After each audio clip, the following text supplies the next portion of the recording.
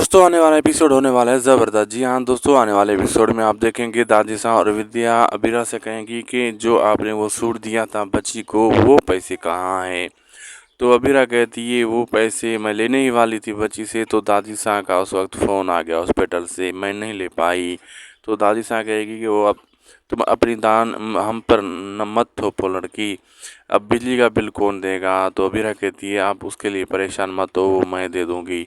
इतनी देर में अरमान सोचता है इतना अच्छा सूट मेहरा को जिसने दिया उसको एक कॉल तो कर लेता हूँ। तो वो कॉल मिलाता है, अबीरा उठाती है फ़ोन पे। जैसे इनकी बात होती है, आवाज़ सुनती है अरमान का, अबीरा तो शॉक हो जाती है। देखते हैं आगे क्या होता है।